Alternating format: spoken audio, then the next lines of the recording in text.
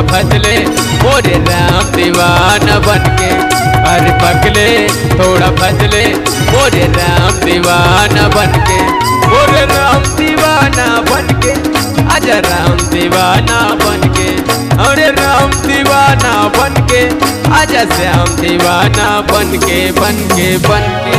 अरे पगले थोड़ा बदले मोरे राम दीवाना बनके। अरे पगले थोड़ा बदले मोरे राम दीवाना बनके।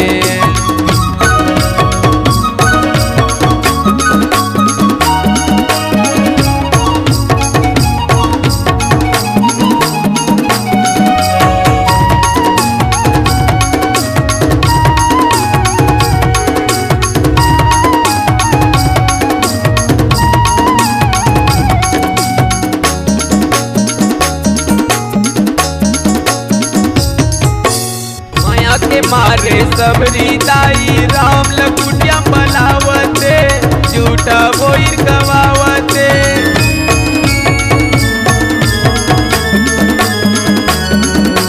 माया के मारे सबरी दाई राम लकुटिया मलावते झूठा बोइर गवावते। वही माया माँ के वट भैया प्रभु लड्डू हम चढ़ावते। राम के चरण धोवावते राम के चरण धोवावते। अरे पगले थोड़ा बदले आना राम दीवाना बनके। अरे पगले थोड़ा बदले आना राम दीवाना बनके।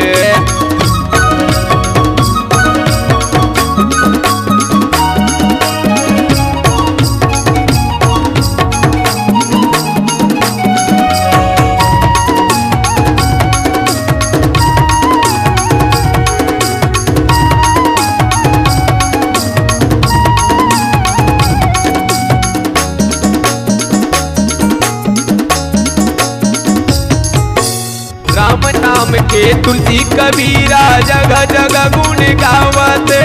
ज्ञान के गंगा बहावते।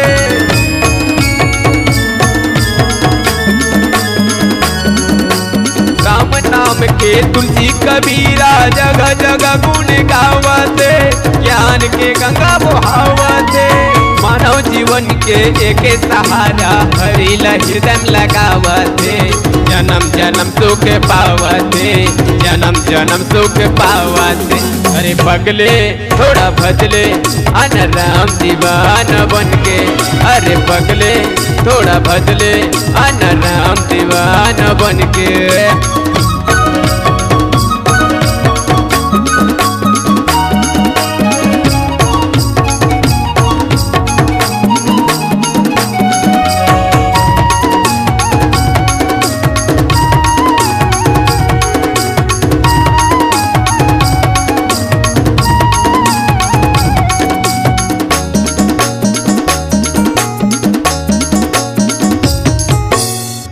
दंडवत भेंट धरिया के प्रभु बिलोकत यति अनुरागे। प्रभु बिलोकत यति अनुरागे।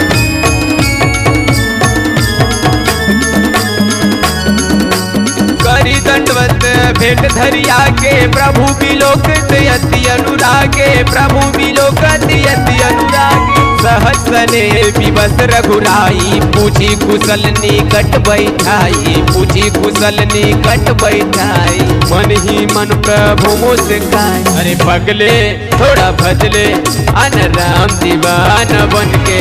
अरे पगले थोड़ा बदले आना राम दीवाना बनके। मोरे राम दीवाना बनके आजा श्याम दीवाना बनके। मोरे राम दीवाना बनके आजा श्याम दीवाना बनके बनके बनके। अरे पगले थोड़ा बदले मोरे राम दीवाना बनके।